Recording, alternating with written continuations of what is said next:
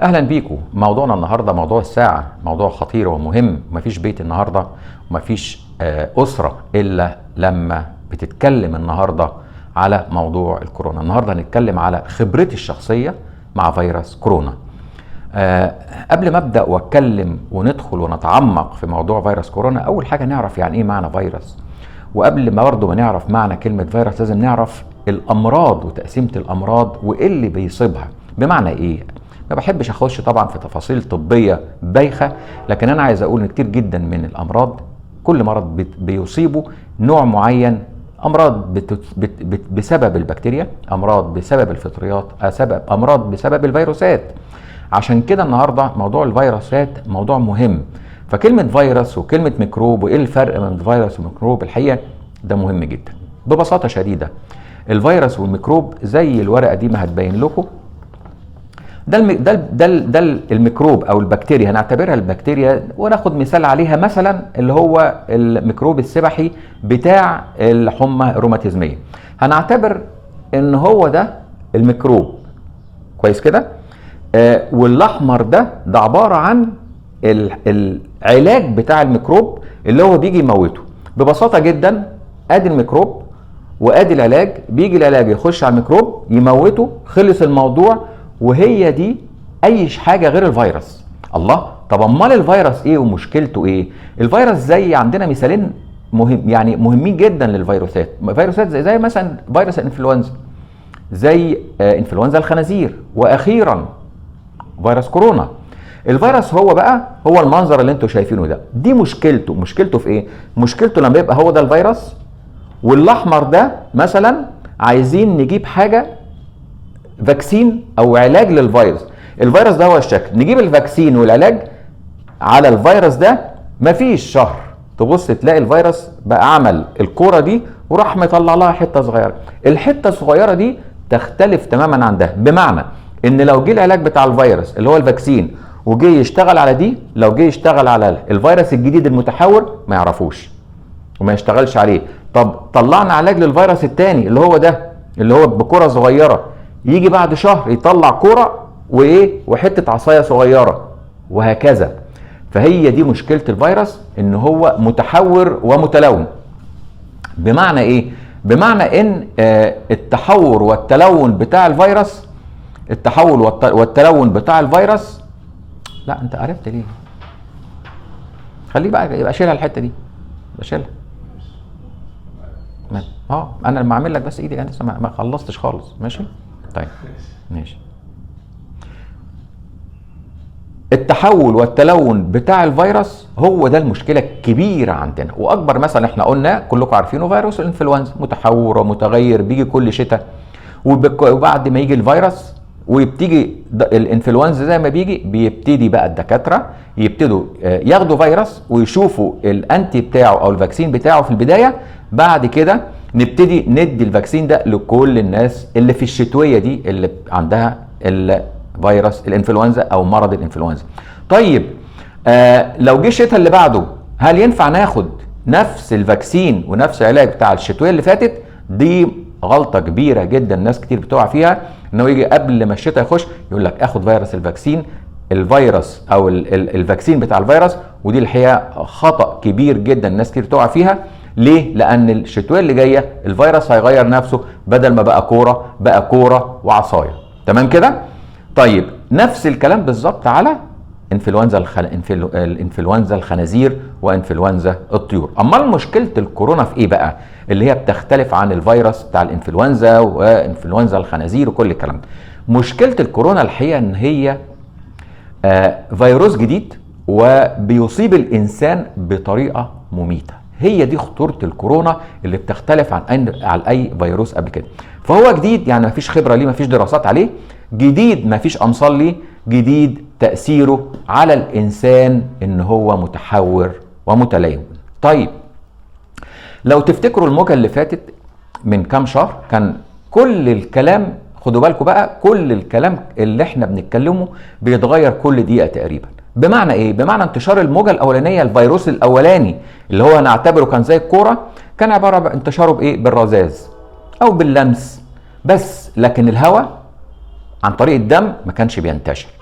لكن هل الموجه الثانيه شكلها ايه؟ محدش يعرف، اللي احنا فيها بقى دي. طيب اعراضه كانت ايه؟ كانت سخونه وشويه والشم راح والتذوق راح، لكن كانت مشكلته في الصدر، ومشكلته في التجلط بتاع الدم، ومشكلته في الصدر لما نعمل سي تي او بنعمل اشعه مقطعيه صدر كان في مشكله كبيره. طب علاجه طبعا احنا كل اللي كنا بنعمله المره الاولانيه في الفتره الاولانيه كنا بنعالج الاعراض، ما كانش فيه اكتر من كده خالص، وما كانش فيه مصل، لان المصل زي ما احنا وحضراتكم عارفين لازم كان يبقى ليه عليه تجارب، وتجارب لشهور، وبعد ما تبتدي التجارب وشهور وعلى حيوانات ثم انسان ثم يبتدي يطلع المصل. بعد ما يطلع المصل نبتدي نجهزه، بياخد له شهور.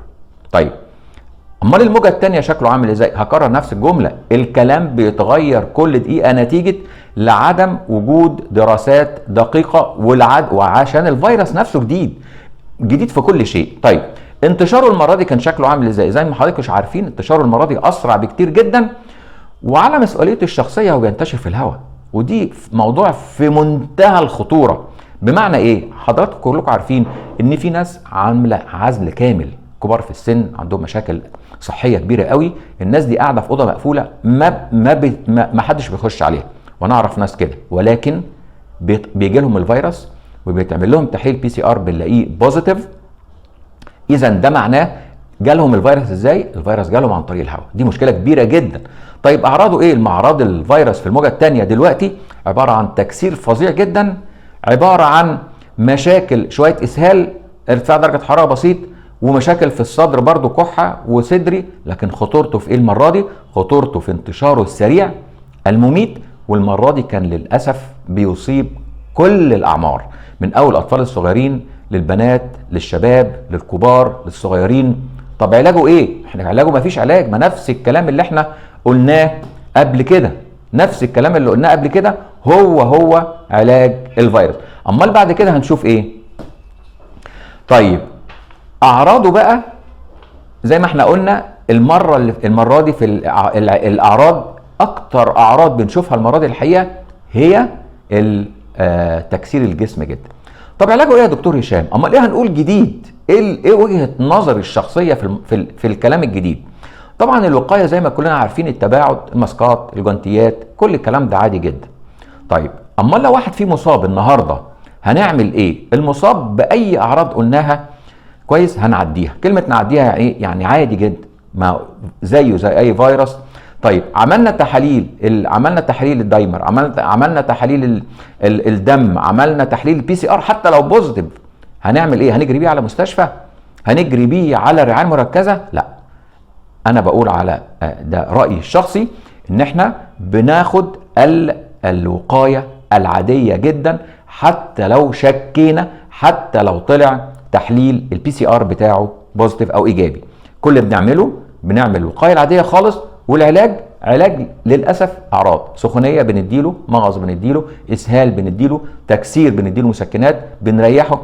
ده حتى المضاد الحيوي اللي كان الناس كلها بتقول هو بيجيب نتيجه، اخر ابحاث بتقول ان هو ملوش اي نتيجه.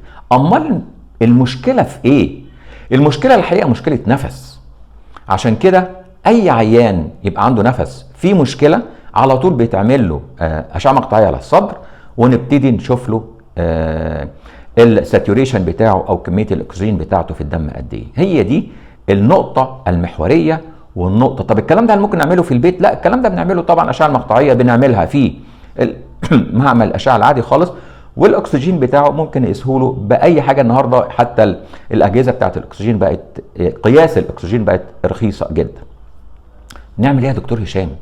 نتصرف مع عيان زي ده ايه؟ هنجري بيه على المستشفى حتى لو لقينا السي تي بتاعته مش كويس، الاشعه المقطعيه مش كويسه؟ انا رايي الشخصي لا، بنشوف طبيب صدريه متخصص، دي حاجه، وبنوديه بعد استشاره طبيب الصدريه لاي مكان قريب فيه نقدر نديله اكسجين، ونقدر نعمل له رعايه طبيه في اوضه معزوله الى حد ما. هو طب السؤال المهم، هنروح بيه رعايه مركزه؟ عشان كده ناس كتير جدا اول حاجه بتدور عليها لما بتلاقي شكت في نفسها، عملت الاشعه المقطعيه، صدره بيوجعه، مش قادر ياخد نفسه، الحقوني انا ودخلوني الرعايه المركزه. نصيحتي، ولو خرجتوا النهارده بنصيحتي دي اعتقد ان هيبقى يعني ان شاء الله يبقى فيها خير كبير قوي.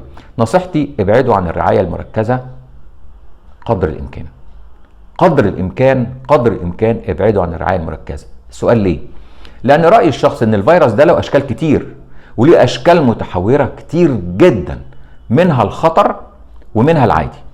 واكيد الرعايات المركزه دلوقتي فيها الاشخاص اللي فيها نوع الفيروس المتحور الخطير المميت. الكلام ده طبعا عشان يبقى دوكيومنتد وعشان يبقى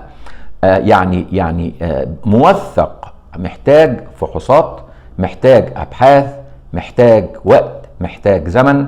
لكن اللي احنا بنشوفه بخبراتنا النهارده ان الرعايات المركزه الحالات اللي فيها خطيره، وحالات بتبقى داخله برضو نسبه الخطوره بتاعتها مثلا 50% بتتحول ل 70%. انا ما بقولش ما حدش يخش رعايه، انا ما بقولش كده ابدا، ولكن انا بقول نبعد عنها ونخليها اخر حل قدر المستطاع. طيب النهارده انا كطبيب، كانسان، كفرد في المجتمع، شايف الكورونا ازاي؟ انا الحقيقه شايف وباء الكورونا رساله شديده اللهجه، شديده اللهجه من رب العباد للعباد. بتقول ايه الرساله دي؟ بتقول للطبيب هذا دائي وهذا دوائي. هذا دائي، ده مرض من عند ربنا، اختبار وابتلاء، والدواء موجود، امتى هيجي هنشوفه امتى، انتظروني. رسالة للمريض، رسالة من اول الطفل للشاب للرجل للكهل للسليم للمريض للعيان اللي عنده ادوية امراض مزمنة، بغض النظر عن اي شيء. دي رسالة لكل الناس، لكل الناس، لازم كل واحد ياخدها ويعيد حساباته مع نفسه.